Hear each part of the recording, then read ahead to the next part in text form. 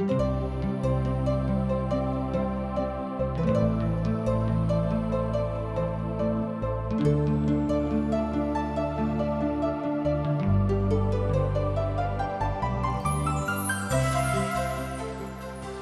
सब TWR द्वारा प्रस्तुत कार्यक्रम आशक इजोत देख रहल छी। यह एकटा सुनियोजित रूप से बाइबल के पुस्तक के अध्ययन थिकौ हैं। ई कार्यक्रम के उद्देश्य अछि कि लोक सब संसार के बनावे वाला परमेश्वर के उद्देश्य के जाने, कि हुनक इच्छा के अनुरूप चल चली। ई उद्देश्य के संग हम वह कार्यक्रम अहाँ के लेल प्रस्तुत कर रहल छी। कृपया क के देखू आ सुनू, जाय सो परमेश्वर अहाँ के सफल बनावे। आशाक इजोत मैथिली कार्यक्रम में एक बेर और हम अहाँ के अभिनंदन प्रभु यीशु मसीह के मीठ आ पवित्र नाम में कह रहल छी। आजुक दिन हमरा सब एही पोथी में छी, अर्थात दोसर सामुएलक पोथी में। एही पोथी के अध्ययन करबाक लेल हमरा लोकनि उपस्थित भेलहुं हैं। अध्याय 17 में अबोसलेम अहीतोपेलक और हुशै के सांत्वना और सम्मति के मान लेत छथि। विशेष रूपे हुशै के सम्मति रहन जे दाऊदक सेना युद्ध भूमि में हुनका सेना से बेसी ताकतवर और चतुर अछि। अब सालेमक ए बातक सेहो आवश्यकता रहन कि ओ अपन सेना के पुनः मजबूत करीक। मुदा एही उद्देश्य से जे हुनक सेना और बेसी मजबूत होएक, ए बातक आवश्यकता जहन हुनका पड़ि गेलनि, तहन ओ ए बातक ऊपर विचार करऽ लगलाह। दाऊद सेहो ओहि ठाम से और कतौ चलि जाइत अछि जाहिसँ युद्धक तैयारी कऽ सकैत। अध्याय 18 में दुनू सेना के बीच में लड़ाई भऽ जाइत अछि आ युद्ध समाप्ति के बाद अबूसलेमक मृत्यु से होइत अछि। एहिठाम हमरा लोकनि देखैत छी कि युद्धक समाप्ति अबूसलेमक मृत्यु से होइत अछि आ दाऊद अपन मारल गेल पिताक ऊपर आंसू बहाबैत छथि। ई तऽ भेल आजुक अध्याय के प्रारूप आ तकर प्रतिक्रिया। मुदा अब हमरा लोकनि एक एक कऽ कऽ दुनू बातक ऊपर विचार करब। अब फिर अहीतोपेल अबूसलेम से कहलनि, हमरा 12,000 पुरखा के छाँट दिया, हम उठ के आजुए के राति में दाऊदक पाछा करब। जहन ओ थाकि कऽ कमजोर भऽ जेताह तहन हम हुनका पकड़ि लेबनि आ डेरेबनि, आ जतेक लोक हुनका संगे छथि सब कियो भागि जेताह आ हम राजा के सेहो मारि देबनि। एहि बातक हमरा लोकनि एहिठाम 17 अध्याय के 1 पद आ दोसर पद में देखै छी। दोसर शब्द में, जौ दाऊद और कमजोर भऽ जेताह तहन हुनको सेना के अंदर भगदड़ मचि जेतनि, आ भगदड़ मचि गेला के बाद हम राजा के पकड़ के मौका देख के मारि देबेक। एहि तरह के मंत्रणा हुनक सेनापति अर्थात अबूसलेमक सेनापति कहैत छथि। एहिठाम अबशालोमक हमरा लोकनि देखैत छी जे हुनक सेनापति जहन एहि तरहक बातक सुनैत छथि तऽ हुनका मन में एकटा विश्वास भेलनि कि भऽ सकैत अछि। हमर भाई बहन, अहाँ की विश्वास करैत छी कि भऽ सकैत अछि? हमर तऽ विश्वास अछि कि कहियो नहि होइत, किया तऽ अबशालोम दुष्टता के साथ आ धूर्तता के साथ उपस्थित होइत छथि आ हुनका संगे एहि तरहक व्यवहार करैत छथिन। और हम समस्त लोकक अहाँक लग घुरा के लऽ आनब, जाय मनुखक खोज अहाँ कऽ रहलहुँ हैं, ओकरा मिललाक बाद अहाँ समस्त बातक प्रक्रिया अभिव्यक्त कऽ सकैत छी। मुदा हम एहि बातक के अभिक्रिया अभिव्यक्त नहीं करब, आ समस्त प्रजा बड़ कुशलता के साथ आ कुशल क्षेम पूछ के ओहि ठाम से घुर जेता है। ई बात अबशालोम और इस्राएली धर्म विरुद्धक उचित मालूम भेलनि। दोसर सामुएलक पोथी तकर 17 अध्याय आ तेसर पद आ 4 पद में अहाँ बातक देख सकैत छी। तहन 4 पदक आखिरी प्रभाग के हमरा संगे अहूँ देखियो। ई बात अबशालोमक और इस्राएली धर्म विरुद्धक उचित मालूम भेलनि। अबशालोम सेहो हृदय विदारक सलाह के ठाम मान लेत छथि। हमर भाई बहन, एहिठाम हमरा लोकनि देखैत छी कि राज प्रसाद में राजद्रोह भऽ गेलै। राजगद्दी पाबै के लेल एहिठाम दोनों तैयारी कऽ रहल छथि। एहि बातक सेहो हमरा लोकनि एहिठाम देखैत छी जे एकटा उचित बात नहि लागैत अछि। हुशै के सलाह एहि ऊपर कनिक हमरा लोकनि विचार करब। आ फेर अबशालोम कहलेन एरी की हुसेक बजोने आऊं आ जे किछु कहता है तकरो सुनब। आ जहन अबशालोमक लग हुसे अयलाह तहन अबशालोम हुनका कहलेन अही तोपेलक एहि तरहक कथा कहैत छथि कि हमरा सब हुनक बातक मानब अथवा नहि, आ जँ नहि तहाँ बाजियुक। दोसर सामुएलक पोथी तकर 17 अध्याय तकर 5 पद आ तकर 6 पद में एहि बातक हमरा लोकनि एहिठाम देखैत छी। एहिठाम हमरा लोकनि देखैत छी कि युद्धक लेल तैयारी भऽ रहल अछि। युद्ध भूमि में कोन तरहक नीति बनावल जेतैक तकरा ऊपर मंत्रणा भऽ रहल अछि। मुदा बहुत नीक लोक अर्थात जे केओ युद्ध विद्या में प्रवीण छलाह तकरा एहिठाम बजा कऽ अर्थात अपना लग बजा कऽ ओ सब मंत्रणा कऽ रहल छथि कि कोना के युद्ध नीति बनावल जाय जाहिसँ राजा दाऊद के हमरा लोकनि हरा दिए। हुसे एहिठाम देखैत छी जे सब तरहक बातक सुनलाक बाद एकटा अलग प्रकारक विधानक बताबैत छथिन। ओ जे सलाह अबशालोमक ओ देलथि छल बा मुदा देने छलाह तऽ ई बड़ बढ़िया, मुदा प्रभु हुनका सभक जे बात एहिठाम हुसेक तरफ से पहुँचेने छलाह ओ दाऊदक हित में छल। किएक तऽ अखन दाऊदक किछु कालक बड़ आवश्यकता रहनि, किएक तऽ दाऊद अपन युद्ध नीति में लागल छलाह आ किछु काल हुनको चाहैत रहनि जाहिसँ ओ युद्धक तैयारी कऽ सकैछ। हुसे अबशालोमक सलाह देलनि जे अहाँ युद्धक आदमी नहि थुकौ हँ। अहाँक पिताजी युद्धक आदमी छलाह, ओ युद्धक आदमी छथि, मुदा युद्ध विद्या में ओ प्रवीण छथि। तहन हुनक निपुणताक आगू में अहाँ नहि टिक सकब जँ अहाँ तैयारी नीकसँ नहि करबिक। हुनका युद्ध भूमि में आर दोनों तरह के ज्ञान हुनका छनि, तहन अहाँ हुनका कोनो तरह से पराजित नहीं कऽ सकब जँ अहाँक तैयारी कमजोर रहत। एहि बातक गंभीर मंत्रणा हुनका देवल गेलनि बा हुनका देवल जा रहल छनि। एहि तरह के स्थिति के हमरा लोकनि एहिठाम देखैत छी। तहन अहाँ बुझि सकलहुँ हँ कि गृह युद्ध खूब गंभीर रूप धारण एहिठाम कऽ लैत अछि। गृह युद्ध भऽ जाइत अछि अर्थात अपने में राजगद्दी के छीना झपटी शुरू भऽ गेल अछि। एहि बातक एहिठाम हमरा सब 7 पद से लऽ कऽ 10 पद में देख सकैत छी। एहि पोतेलक न्याय में की सब कमी छल तकरा ओ एहिठाम उजागर कऽ रहल छथि। ओ दोसर युद्ध नीतिक योजना के बता रहल छथि जे प्रणाली अबशालोमक लेल बड़ कारगर रहनि।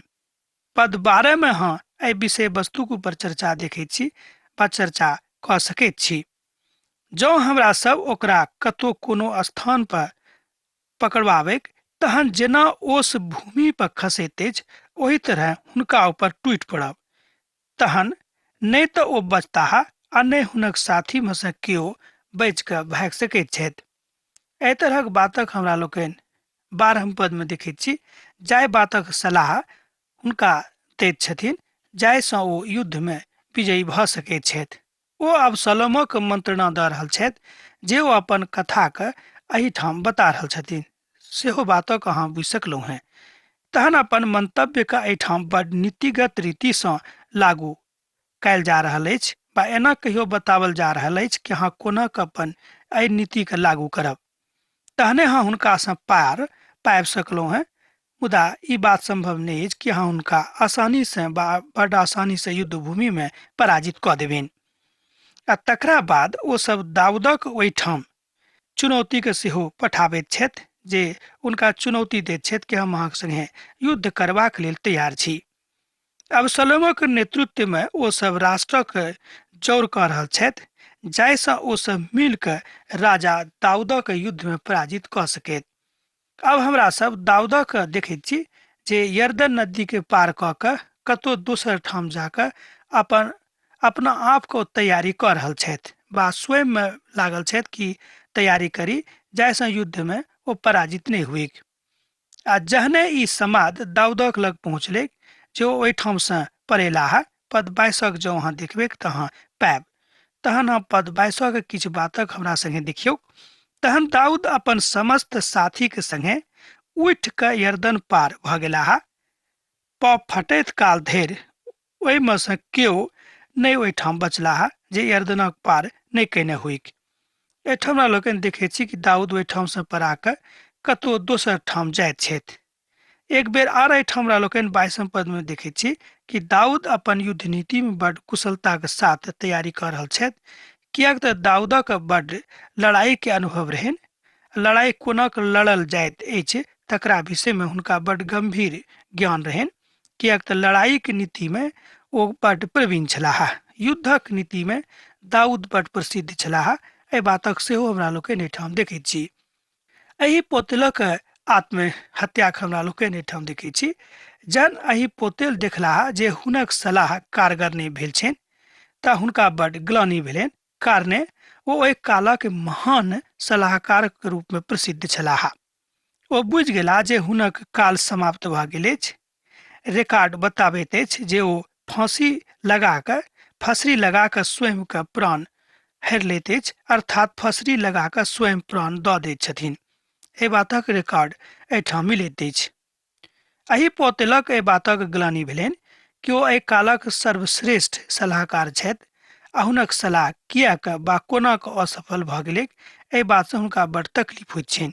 हमर भाई बहन, एक बेर आर हम अहाँके स्मरण दिया रहल छी। पवित्र पोथी बाइबिल में बताओल गेल अछि वा पवित्र पोथी बाइबिल बताबैत अछि कि जेकरा पक्ष में प्रभु छथि हुनका प्रतिपक्ष में केओ नहि भऽ सकैत अछि। एहिठाम दाऊदक पक्ष में प्रभु छलाह, तें एहि पोतेलक बात संभव नहीं भेलै वा सफल नहीं भेलै।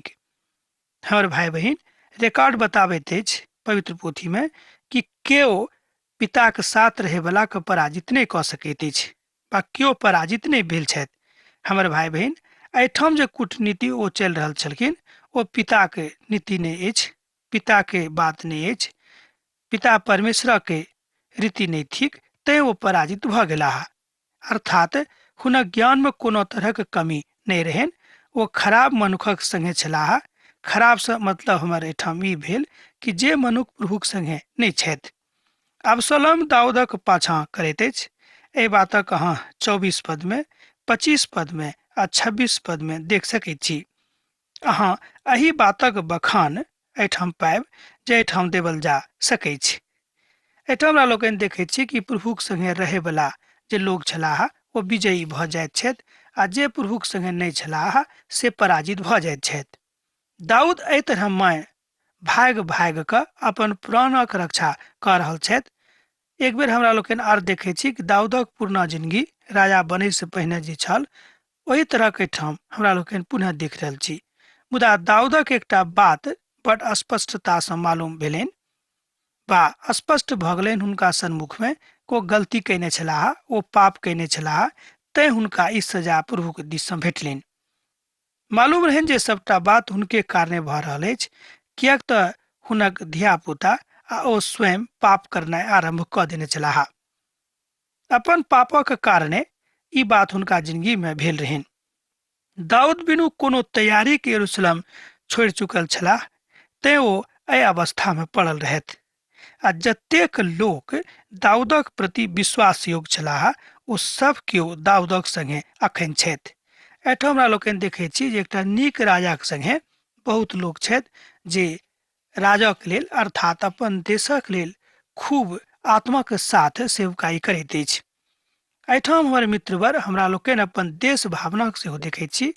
पवित्र पोथी बाइबिल में बतायल गेल अछि कि अपन देशक प्रति कटिबद्ध रहू वा अपन देश से खूब प्रेम करू जेना प्रभु अहाँ से करैत छथि।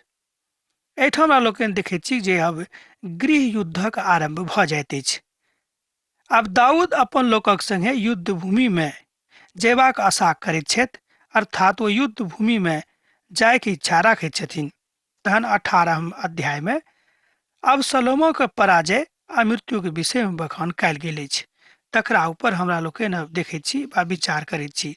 अबसलोमक पराजय आ हुनक मृत्यु भऽ जाइत छनि आ तकरा बाद दाऊद अपना साथे आयल लोकक गिनती कयलथि आ हुनका ऊपर सहस्रपति आ शतपति ठहरौलथि। तकरा बाद हमरा लोकनि देखैत छी कि दाऊद अपन युद्ध नीति के साथ युद्धक तैयारी में छथि, अर्थात युद्ध के मैदान में छथि। ओ लोकक 1/3 हिस्सा के एहिठाम जोर करैत छथि आ योआबक 1/3 सरुयाह के पुत योआबक भाई अभिषेक और 1/3 भाग गत्ती इत्थे के अधिकार में क दैत छथिन। युद्ध में पठा देले। राजा लोक से कहलेन, हम अबसलोमक सेहो अहाँ सभक संगे जायब। एहिठाम हमरा लोकनि देखैत छी कि दाऊदक मन में एकटा बात पुनः आबि गेलनि कि युद्ध भूमि में स्वयं राजा के अपन सेना के साथ जाय के रहन। ई गलती एक बेर ओ क चुकने रहत, मुदा अब ओ ई गलती दोहराबे के इच्छा नहीं रखैत छथि। मुदा ओ कहलेन, हम अवश्य सेहो अहाँ सभक संगे जायब। दोसर अध्याय के आखिरी प्रभाग में हमरा लोकनि ई बातक पढ़ै छी। एहि तरह लिखल गेल छै, 1/3 के गत्ती इत्ते के अधिकार में द क युद्ध में पठा देलेन। राजा लोक से कहलेन, हम अवश्य सेहो अहाँ सभक संगे जायब।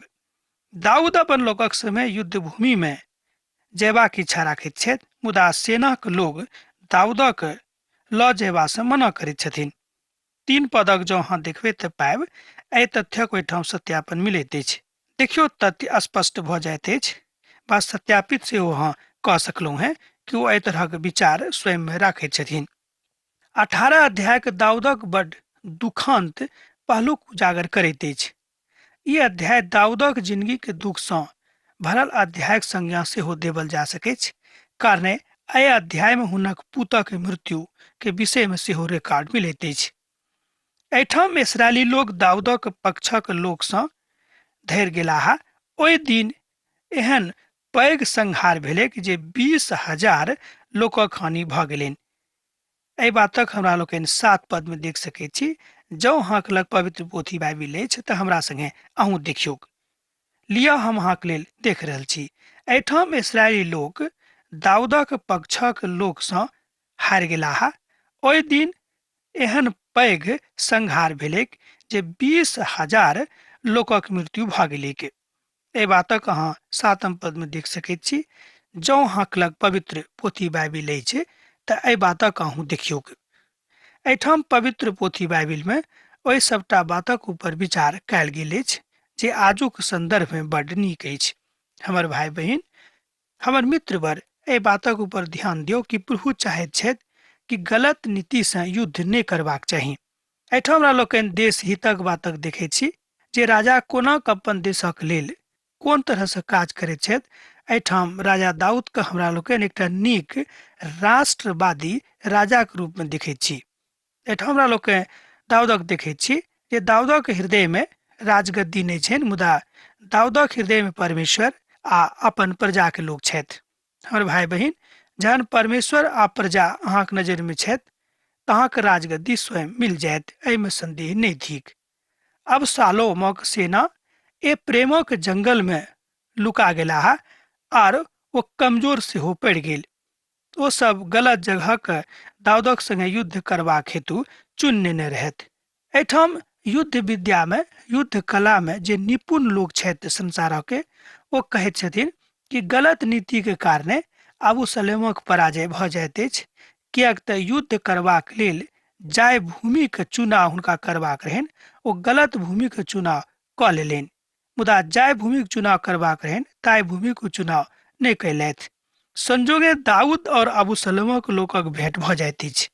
यह कारण रहे संजोगे दाऊद और अबूसलोमक लोकक भेंट भ गेलनि। अबशालोम एकटा खच्चरक ऊपर सवार भ क जा रहल छलाह। तैं ओहि काल में खच्चर एकटा बांज वृक्षी के झाड़ी में फंस गेलै आ तकरा नीचा द क ओ गेलाह और हुनक माथा ओहि में बचि गेलै। एहि तरह हमरा लोकनि देखैत छी जे हुनक मृत्यु के बाट सोझ भ जाइत अछि। वही वृक्षी के ठार सँ अटक गेलथि, ओ लटकले एही में रहि गेलाह और खच्चर ओहिठाम से निकलि गेलै।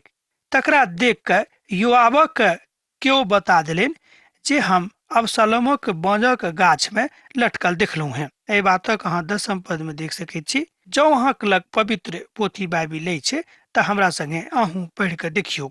तकरा देख क योआबक केओ बता देलनि जे हम अबशालोमक बांजक गाछ में लटकल देखलहुं हैं। तहन योआब ओहि जवान से कहलनि, अहाँ किएक ने ओकरा मारि क ओहिठाम खत्म क देलहुं हैं। हम तऽ अहाँके एहि बातक जानैत छी जे अहाँ ई काज अहाँ क सकलहुं हैं। आर एहि बातक जो अहाँ जानते छी कि एहि बातक ऊपर अहाँके इनाम सेहो भेटत। एहि बातक हमरा लोकनि 18 अध्याय के 11 पद में देख सकैत छी, तकर सत्यापन सेहो कऽ सकैत छी। तहन योआब ओहि जवान से कहलनि, अहाँ कियाक ने ओकरा मारि कऽ ओही ठाम खत्म कऽ देलहुँ? हम तो अहाँके चिन्ह के सिक्का आर कमरबंद इनाम में देलतौ हैं। एहि बातक एहिठाम बतायल गेल अछि कि हम अहाँके चानी के सिक्का आर कमरबंद इनाम में दऽ देतौ बा देव। एहि तरहक बातक एहिठाम 11 पद में बतायल गेल अछि। हमर भाई बहिन, लोग सब कहियो कहियो लोभक कारणे एहि तरहक बात अपना जिंदगी से करैत छथि। ओ आदमी के बड़ खराब लागलनि जे ओ दाऊदक पुतक मारे के इच्छा राखैत छथि। ओ कहलनि, राजा बाजि चुकल छथि जे ओ राजकुमार के स्पर्श नहीं करता है, कियाक तो हमर पवित्र पुत थिकाहा। एहिठाम हमरा लोकनि देखैत छी दाऊद एक बेर एकटा नीक पिता के काज कऽ रहल छथि। एहिठाम हमरा लोकनि दाऊदक अंदर में प्रभु यीशु मसीह के सेहो देखैत छी, कियाक तऽ जे क्षमा के भाव एहिठाम अभिव्यक्त भऽ रहल अछि ओ प्रभु यीशु मसीह के दिस इशारा करैत अछि। जेना प्रभु यीशु मसीह अपन मारे वाला के कहलनि, हे पिता, हिनका क्षमा कऽ दियौन, कियाक कि नहि जानैत छथि कि की कऽ रहल छथि। एहि बातक अहाँ लूका के रचल सुसमाचार तकर 23 अध्याय के 34 पद में देख सकैत छी। वो कहलनि, अर्थात वो कहलनि जे राजकुमारक अहाँ सब स्पर्श नहीं करब, तहन कियाक अहाँ चाहैत छी जे हुनका मारि दियैक। एहि तरहक मनोभावक एहिठाम व्यक्त कयल गेल अछि। तैं हम अहाँ से कहैत छी कि एहिठाम हमरा लोकनि दाऊदक जिंदगी में प्रभु यीशु मसीह के झलक के देखैत छी। हमर भाई बहन, ई झलक एहि द्वारा भेल अछि कि दाऊदे के वंश सँ प्रभु यीशु मसीह के आगमन एहि संसार में होइत अछि आ संपूर्ण मनुष्य जातिक लेल उद्धारक बाट खुजैत अछि। पद 14 में हमरा सब अबसलोमक मृत्यु के विषय में देखैत छी। अर्थात पद 14 में एहि बातक रिकॉर्ड बताबैत अछि कि अब अबसलोमक मृत्यु भऽ गेल छनि। एना तऽ एहि बातक हमरा लोकनि बहुत पहिनहिए बुझि गेलहुँ हैं, मुदा एहिठाम स्पष्ट जकाँ एहि बातक बतायल गेल छै। एना तऽ योआबक कोनो अधिकार नहि रहनि जे ओ राजकुमार अबसलोमक मारि देक, मुदा ओ ई काज कऽ चुकल रहथि। हमर भाई बहन, युद्ध भूमि में ई बात होइत रहैत अछि। तहन कि अहाँ एहि बातक ऊपर विचार नहीं करब? तहन कि अहाँ एहि बातक ऊपर अपन मनोदशा के अभिव्यक्ति नहीं करब? कियाक तऽ एहिठाम हमरा लोकनि देखैत छी कि जे काज हुनका नहीं भेटल रहनि वएह काज ओ करैत छथि। ई बात नीक नहीं थिक। हमर भाई बहन, जाहि बातक अधिकार प्रभु अहाँके देने छथि वएह बात अहाँ करू, आ जाहि बातक अधिकार अहाँके नहीं भेटल अछि ओहि बातक अहाँ कहियो कोनो परिस्थिति में नहीं करब। प्रभु यीशु मसीह के प्रेम यह बताबैत अछि कि अहाँ माफ करू। जँ अहाँके अंदर में माफ करे वाला आत्मा नहीं अछि तऽ हम यह कहब कि अहाँ मसीह के लोग नहीं थिकौ हैं। पवित्र पोथी बाइबिल एहि बातक बड़ स्पष्ट जकाँ बताबैत अछि कि जँ अहाँके अंदर में माफ करे वाला आत्मा नहीं अछि तहन अहाँ मसीह नहीं थिकौ हैं। अर्थात अहाँ स्वयं के मसीही नहीं बाजि सकैत छी कि अहाँ प्रभु यीशु मसीह के लोग थिकौ। हमर भाई बहन, एहि बातक हमरा सब एहिठाम दाऊदक जिंदगी सँ सीख रहल छी। दाऊद स्वयं एहि बातक अभिव्यक्ति एहिठाम करैत छथि। ई बातक बुझनाइ बड़ जरूरी अछि। आ जहन दाऊद अबसलोमक मृत्यु के विषय में समाद पाबैत छथि तऽ ओ शोक आ संताप सँ भरि जाइत छथि। ई बात सुनि कऽ दाऊद के बड़ दुख भेलनि कि हुनक पुत्र अबसलोम के मृत्यु भऽ गेल छनि। ई समाद पौते हुनक मन शोक सँ भरि गेलनि, ओ संताप सँ भरि गेलाह। एहिठाम हमरा लोकनि देखैत छी कि वह हुनका विरुद्ध में लड़ाई कऽ रहल छथि। वह हुनका विरुद्ध में तरह तरह के युक्ति लगा रहल छथि कि कोनो ने कोनो तरह हुनका पराजित कऽ दियेक। मुदा एहिठाम हम देखैत छी कि दाऊद हुनका क्षमा करबाक लेल तैयार छलाह वा तैयार छथि। मुदा जहन ई समाद हुनका भेटलनि जे ओ मारल गेलाह तऽ हुनका बड़ दुख भेलनि आ संताप सेहो भेलनि। 33 पद सँ लऽ कऽ आखिरी पद धरि दाऊद अपन बेटा अबसलोमक लऽ कऽ बड़ शोकित छथि आ शोक मनाबैत छथि। एहि बातक हमरा लोकनि अगलो अध्याय में देखब कि दाऊद कोना कऽ अपन एहि बेटाक लेल शोक करैत छथि आ कतेक बिलख बिलख कऽ कानैत छथि। आखिरी पद जे 33 पद अछि तकरा जँ अहाँ पढ़बै तऽ एहि बातक अभिव्यक्ति अहाँ कऽ सकैत छी। एहि बातक एहिठाम बतायल गेल अछि। तहन राजा बहुत घबरा गेलाह और खूब कानैत रहला, कियाक तऽ हुनक पुत मारल गेल रहनि। अब आजुक अध्ययन हमरा एही ठाम समाप्त करबाक आज्ञा दिअ, कियाक तऽ अहाँ सब विदा होय के काल भऽ रहल अछि। जेना अहाँ सब पाती लिखैत रहैत छी, लिखैत रहब, बिसरायब नहि। प्रभु यीशु मसीह के नेह सैत घड़ी अहाँक जिंदगी में बनल रहेक। आमीन। हमरा विश्वास अछि कि ई कार्यक्रम अहाँके लेल लाभदायक सिद्ध भेल अछि। हम चाहै छी कि अहाँ अपन आशीषके हमरा संग साझा करू। जँ अहाँके नजीक बाइबलसँ जीवनसँ संबंधित कोनो प्रकारके प्रश्न भऽ सकैत अछि तऽ अपन समस्याके लेल प्रार्थना करबाके लेल जँ चाहै छी तऽ हमरा फोन पर जरूर संपर्क कऽ सकैत छी। परमेश्वर अहाँ सभके एकटा सुखद आनंदित दिन प्रदान करैक।